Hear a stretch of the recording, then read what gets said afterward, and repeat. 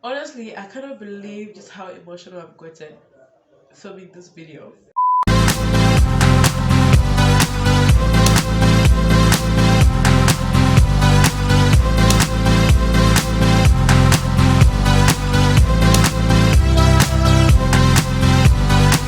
Right. So by the time I discovered I was pregnant, I think I was 28. So once I discovered I was pregnant, I was kind of excited though because I started buying baby stuff. Hey, guys, I went all out, okay? I was buying baby stuff. And then one thing a lot of people won't tell you is that start buying clothes like 6 to 12 months or 12 to 18 because once they're out of the womb, they start to grow so fast. They won't fit in those 0 to 3 months clothes. Sometimes even the 6 to 12 months, they won't fit those. So you want to get bigger clothes that they will wear for longer. I was trying to convince myself that I was having a girl because I always wanted to have a girl, but deep down, I was having a boy. So even when I was buying clothes, most of the clothes I was buying were neutral colors like yellow, green, white, grays. Yeah, things said going for antenatal, and for antenatal I was going to a private hospital. Reason why I was going for a private hospital at the time, I loved wearing makeup. Like I loved, like look at me now, look at my face, no makeup anywhere inside. Like I'm not wearing any makeup right now. This is just my natural skin. This is me. So normally when you go to a private public hospital here, they'll tell you, no, come here all natural. Hey, I'm not doing that. I am not doing that. So I started going to a private hospital, and even if I was going to a private hospital, I knew that I wanted to deliver my babies in my public hospital. If there's need for me to go, I will attend my last session at a government hospital, which I did. I did attend my very last, when I was like 9 months, just before I had my baby, just like a few days before I had my baby. I went for an intro at the university teaching hospital, which is like Zambia's major hospital. So I went there and I had my antenatal there, and it was so good. It was so good. People there were friendly, but it was crowded. Jesus. I mean, if you can, please just go to private hospitals for antenatal.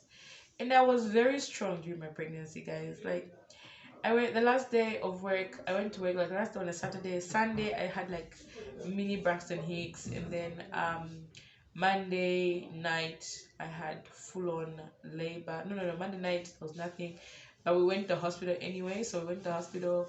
We spent the whole day there. And then the funny thing is, every time I'd feel like a pain, I would go to the doctor. Please check, please check. I think I'm very dilated now. And then they're like, child, sit down. When the baby starts wanting to come out, nobody will tell you. Not a single person will tell you. Okay, you will know. So I kept on going back. I think I went back like 3 times until now. The one of the nurses called me and she was like, "Look, the truth is, you don't want people sticking their fingers up you know, your cooch." And then the pain started.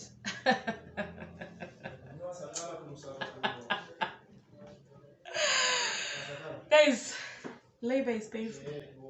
And I was one of those people who was like, I don't want any epidural, I don't want any shani, I don't want any herbs. But when the labor started and then I went to the delivery ward now, I started asking the nurse, please, can you give me some painkillers? Because I'm dying. And she's like, you're not dying. I'm like, I'm dying, oh, I'm dying.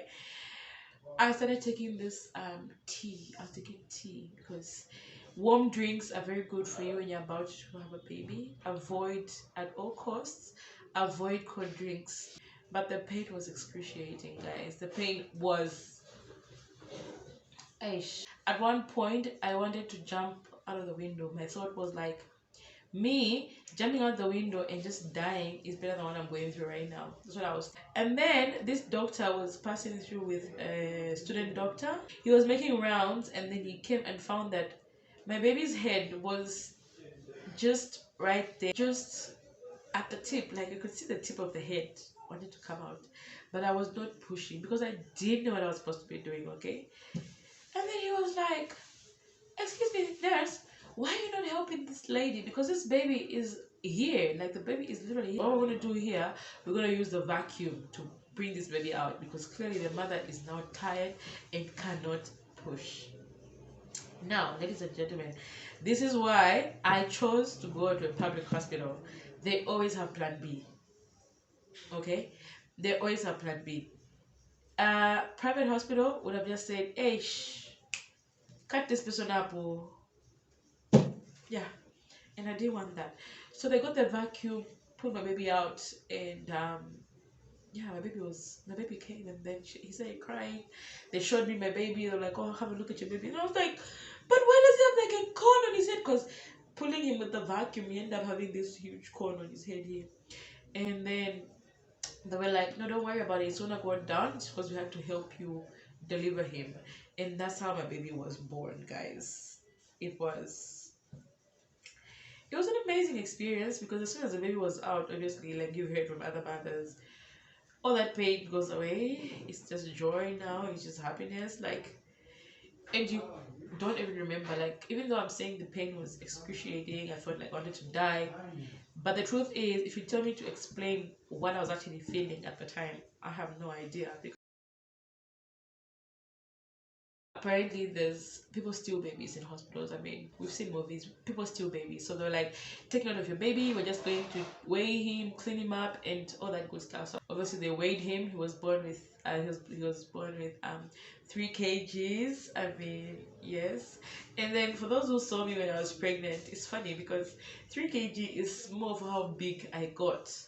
And every time I went for antenatal, they would tell me, hey, this baby is big, but my baby was only 3 kg, which is like normal weight. I think normal weight is 2.5 to 3.2 or something. So he was 100% normal weight. He was beautiful, and it was amazing. It was an amazing experience. If your child falls pregnant before they get married, it's not the end of the world. I know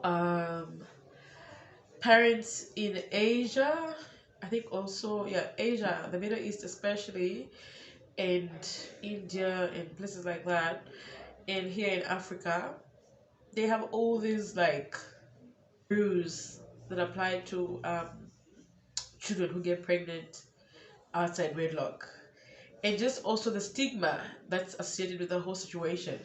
I think it has to come to an end. Okay.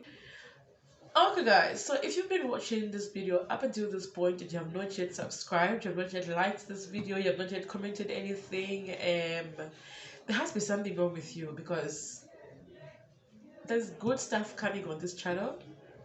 You wanna subscribe to this channel because we're gonna get deep with a lot of conversations and topics on this channel. I'm gonna go down